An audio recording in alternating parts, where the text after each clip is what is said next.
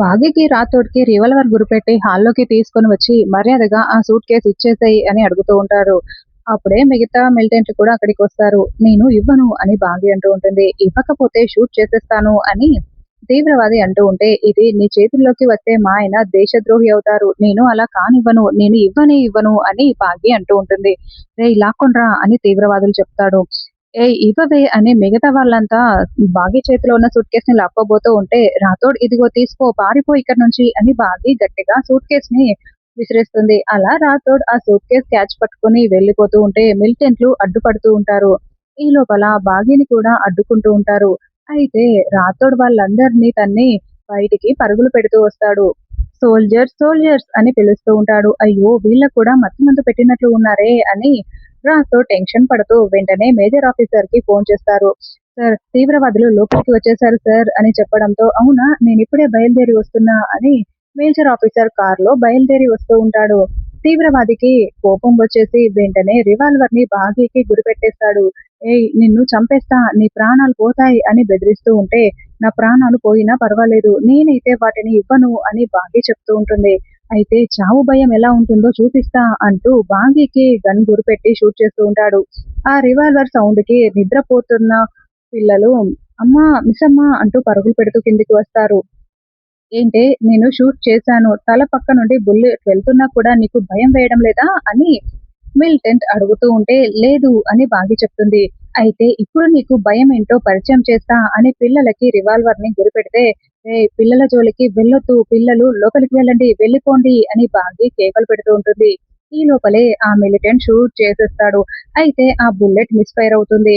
పిల్లలు ఈ లోపల పైకి పరుగులు పెడుతూ వెళ్ళిపోతారు. ఏయ్! షూట్ చేస్తావా? అంటూ బాగీ తీవ్రవాది చెంపపై ఒక్కసారిగా కొట్టడంతో వాడు కింద పడిపోతాడు. ఏయ్! మా బాస్‌ని కొడతావా? అంటూ ఏయ్! ఆ రోజు పిల్లల్ని కాపాడింది ఇదేరా రండిరా కొడదాం అని పిలవడంతో ముగ్గురు మిలిటెంట్లు కూడా బాగీపై విరుచుకుపడిపోతూ ఉంటారు. అయితే బాగీ ఏమాత్రం తగ్గకుండా ఆహ్, తన విశ్వరూపం చూపిస్తూ వాళ్ళని బాగా కొడుతూ కుమ్మేస్తూ ఉంటుంది. కింద పడిపోయిన బాస్ తీవ్రవాది కాస్త తేరుకొని మళ్ళీ బాగీని కొట్టడానికి వస్తాడు. ఈ లోపల బాగీ అక్కడ ఉన్న ఒక పెద్ద ఫ్లవర్ వాస్‌ని చేతిలోకి తీసుకొని అందరిని దానితో చాలా చావగొడుతూ ఉంటుంది. పైనుండి ఇదంతా చూస్తున్న పిల్లలు బాగీకి ఏమైనా అవుతుందని భయపడి మళ్ళీ అమ్మా! మిస్సమ్మ అంటూ పరుగులు పెడుతూ కిందికి వస్తారు. పిల్లలు కిందకి రాకండి పైకి వెళ్ళిపోండి అని బాగీ కేకలు పెడుతూనే కొడుతూ ఉంటుంది. ఈ లోపల కింద పడిపోయిన తీవ్రవాది మళ్ళీ తేరుకొని దూరంగా కింద పడిపోయిన రివాల్వర్ దగ్గరికి వెళ్లి రివాల్వర్‌ని చేతిలోకి తీసుకుని పిల్లలకి గురిపెడతాడు. ఏయ్! పిల్లల్ని చంపేస్తానే షూట్ చేసేస్తాను.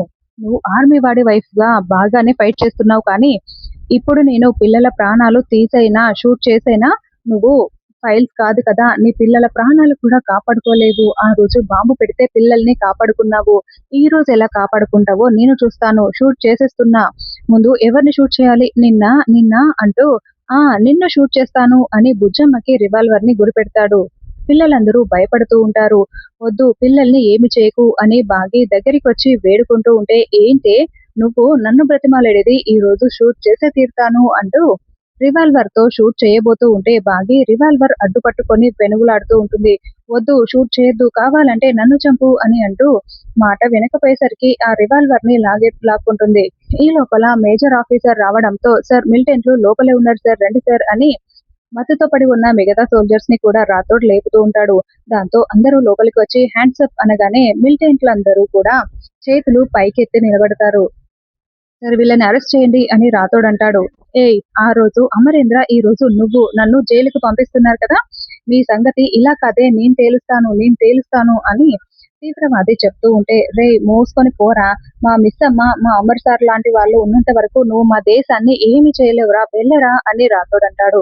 అరెస్ట్ చేసి వాళ్ళని పట్టుకెళ్ళిపోతారు.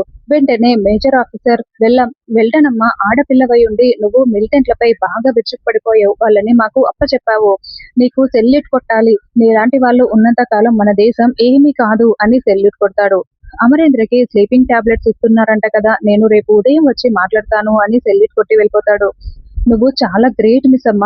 దే దేశ రహస్యాల్ని, పిల్లల్ని, నీ భర్తని అందరిని కాపాడుకున్నావు అని రాథోడ్ కూడా సెల్యూట్ కొడుతూ ఉంటాడు. అమ్మా! గ్రేట్ అమ్మా! అని పిల్లలందరూ కూడా పొగుడుతూ ఉంటారు. హా! అని ఇంకా మనోహరి, చెంబా వాళ్ళు నోటికి కట్లతో అక్కడ కూర్చొని ఉంటారు. మీరింకా బ్రతికే ఉన్నారా? పోయి ఉంటే పీడ పోయి ఉండేది అంటూ రాథోడ్ కట్లు విప్పుతూ ఉంటాడు. అది నిజం అంటే ఇప్పటికైనా అర్థమైందా అని రాథోడ్ చెప్తూ ఉంటాడు. తెల్లవారగానే నిద్రపోతున్న అమర్ ఒక్కసారిగా లేచి కూర్చొని కరుణ, భాగ్య గురించి చెప్పడం మొత్తం కూడా పిల్లల గురించి గుర్తు చేసుకుంటూ ఉంటాడు. వెంటనే హాల్లోకి వచ్చి ఈ ఇంట్లో ఉన్న అందరూ ఒకసారి ఇక్కడికి రండి అంటూ గట్టిగా కేకలు పెట్టడంతో అందరూ హాల్లోకి వస్తారు. అప్పుడే ఎందుకు లేచావమ్మా? సరే నువ్వు కూర్చో. యాదమ్మ వెళ్ళి కాఫీ తీసుకురా అని మనోహరి అంటుంది. ఆపు మనోహరి, నాకు ఒక విషయం తెలియాలి. నాకు నా గతం చెప్పాలి అని అమర్ అంటూ ఉంటాడు. తర్వాత చెప్తానని చెప్పాను కదా అమర్ అని మనోహరి అంటే, లేదు నాకు ఇప్పుడే తెలియాలి. నేనెవరు? అసలు నేను ఈ ఇంట్లో ఎందుకుంటున్నాను? ఈ పిల్లలెవరు? మీరంతా ఎవరు? నాకేమవుతారు? బయట ఆర్మీ ఆఫీసర్స్ ఎందుకున్నారు? నాకు మొత్తం ఇప్పుడే తెలియాలి అని అమర్ అంటే, నేను చెప్తాను సార్ అని రాథోడ్ అంటాడు. లేదు నేను చెప్తాను అని మనోహరి అంటుంది. రాథోడ్‌కి బాగా తెలుసు కదా! నువ్వెందుకు మనోహరి చెప్పడం? రాథోడే చెప్పనివ్వు అని భాగ్య అంటుంది. రాథోడ్ కంటే ఎక్కువగా అమర్ గురించి నాకే తెలుసు. కాబట్టి నేనే చెప్తాను. చూడు అమర్, నీ పేరు అమరేంద్ర. నువ్వు లెఫ్టినెంట్ జనరల్ ఆఫీసర్‌వి. ఆర్మీలో పనిచేస్తుంటావు. ఇప్పుడు నువ్వు గతం మర్చిపోయిన తర్వాత మనకు సెక్యూరిటీగా వాళ్ళందరూ మన ఇంటి బయట ఉన్నారు అని మనోహరి అంటుంది. అవునా? అయితే ఇతనెవరు అని అమర్ రాథోడ్‌ని చూపిస్తూ ఉంటే, తను రాథోడ్ నీ పర్సనల్ డ్రైవర్ అని మనోహరి చెప్తుంది. ఈ బాంకీ ఎవరు అని అమర్ అంటాడు. తను కేర్ టేకర్, పిల్లల్ని చూసుకోవడానికి వచ్చింది అని మనోహరి చెప్పగానే బాగి చాలా బాధపడుతూ చూస్తూ ఉంటుంది. మరి ఈ పిల్లలెవరు? నా పిల్లలేనా అని అమర్ అంటే, చిచ్చి కాదు అమర్, అసలు నీకింకా పెళ్ళే కాలేదు. ఈ పిల్లలు అమ్మ నాన్న లేని వాళ్ళు. అనాథాశ్రమం నుంచి పిల్లల్ని తీసుకొచ్చి ఇంట్లో పెట్టుకొని నువ్వు చదివిస్తున్నావు. నీకు పిల్లలంటే చాలా ఇష్టం కదా! అందుకే వీళ్ళని ఇంట్లో పెట్టుకున్నావు. కేర్ టేకర్‌ని పెట్టి ఈ పిల్లల బాగోగుల్ని మనమే చూస్తున్నాము. ఇక తన పేరు యాదమ్మ. తను అని మనోహరి చెప్తూ ఉంటే, ఇక మిగతాది నేను చెప్తాను అని యాదమ్మ అంటుంది. నేను మనోహరి ఫ్రెండ్‌ని సార్. నేను తలలో నాలుకలా ఈ ఇంట్లో ఉంటాను అని యాదమ్మ అంటే, మనోహరి ఎవరు అని అమర్ అంటాడు. అదేంటి అమర్, నన్నే మర్చిపోయావా? మనోహర్‌ని నేనే అని మనోహరి అంటే, అబ్బా మర్చిపోయాను అని అమర్ తలపట్టుకుంటాడు. మరి నువ్వు నాకేమవుతావు అని అమర్ అంటే, నేను నీ బెస్ట్ ఫ్రెండ్‌ని అని మనోహరి చెప్తుంది. అదేంటి మనోహరి అది మాత్రమే చెప్తున్నావు? సార్ ఈవిడ మీ బెస్ట్ ఫ్రెండ్ మాత్రమే కాదు, మీ లవర్ కూడాను అని యాదమ్మ అంటే, బాగి రాథోడ్ పిల్లలు చాలా షాకింగ్‌గా వింటూ ఉంటారు. లవరా అని అమర్ అంటే, అవును సార్, మీరిద్దరూ పెళ్లి కూడా చేసుకోవాలనుకున్నారు అని యాదమ్మ చెప్తుంది. ఆలోపే మీకు యాక్సిడెంట్ అయ్యి గతం మర్చిపోయారు అని చెంబ అంటే, తను చెప్తుంది నిజమా అని అమర్ అంటూ ఉంటాడు.